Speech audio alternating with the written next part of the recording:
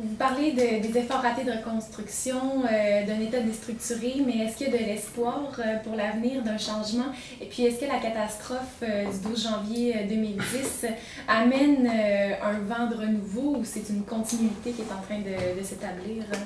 Et moi, je crois qu'il faut qu'il y ait des gens qui aient assez de courage, assez d'audace pour proposer le renouveau, quoi. Mais le renouveau, c'est d'aller au-delà de son groupe, de son clan, de son positionnement politique pour analyser les choses, pour comprendre qu'il faut transformer le système politique haïtien.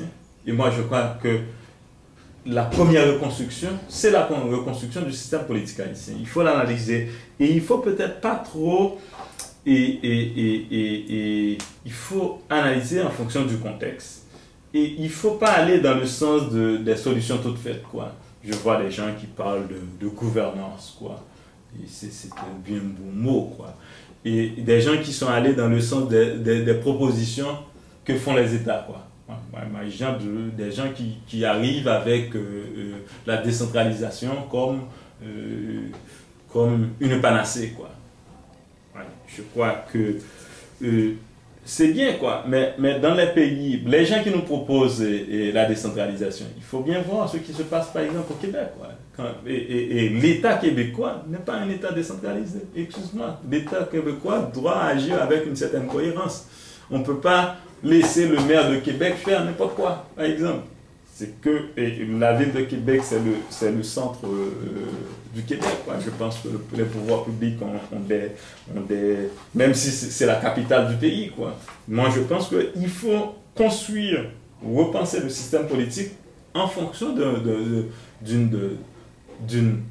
volonté de relégitimer les institutions publiques, en fonction d'une nécessité de construire la légitimation des structures politiques, mais tout en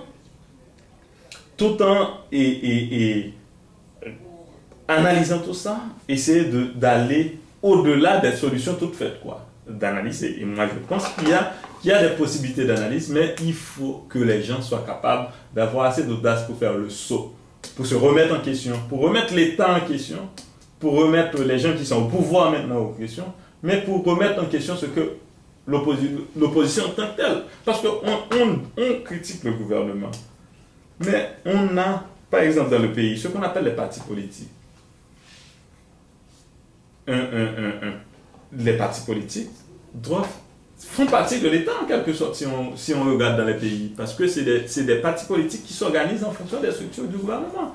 Par exemple, des gens qui veulent prendre le pouvoir dans le pays, et ils devraient avoir quelque chose qui préfigure déjà un cabinet ministériel. Ils devraient avoir des commissions, quoi. Mais on ne voit pas ça.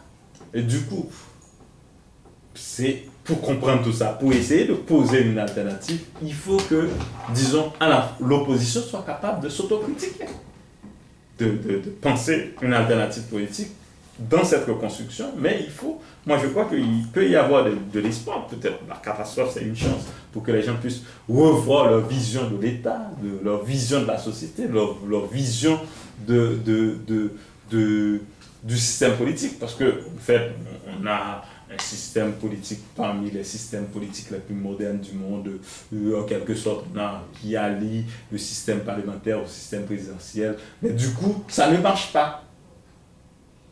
Mais est-ce qu'il n'y a pas un exode des cerveaux qui empêche la naissance d'une alternative politique en Haïti? Moi, je crois que peut-être l'exode des cerveaux, c'est bien. C'est peut-être un des facteurs qui explique ce problème du pays. Parce que moi, je me suis dit tout le temps, parce qu'il y a des gens qui me disent que le pays ne fonctionne pas, je dois partir. Mais justement, c'est que les gens, quand ils partent, et moi je crois le problème c'est que je crains qu'on ne soit pas capable de transformer ce pays pour la simple raison que les gens ont la possibilité d'aller ailleurs, quoi. Quand il y a des gens qui se sentent en insécurité en Haïti, ils disent que bon, je vais aller ailleurs où je peux trouver de la sécurité. Moi je crois que s'il n'y avait pas sa possibilité d'aller ailleurs, les gens auraient dit que bon, comme je dois vivre là, je dois l'organiser d'une manière telle que je puisse vivre. moi, je crois par rapport à cette alternative, il faut qu'on y pense. Quoi. Il faut que les gens disent que ce pays est capable de s'organiser. Les gens qui se sont installés au Québec, ici, dans ce grand froid-là, moi, je fais tout ce qu'on a fait pour que les gens puissent habiter le Québec. Ce pays très froid, et en hiver, je me dis, mais comment les gens, chaque fois que je viens ici, je me pose la question, comment les gens se sont pour qu'on puisse s'installer ici, le premier moment, j'imagine, le moment des pionniers ici. Comment ils se sont, qu'ils l'ont fait? Mais justement parce qu'ils n'avaient pas un ailleurs où aller, donc ils se sont résignés, ils ont décidé à un moment de la durée de penser comment habiter là. Moi je pense qu'il faut que les gens puissent réfléchir comme ça en Haïti, puisque ce pays est à nous, il faut qu'on puisse la reconstruire, donc il faut qu'on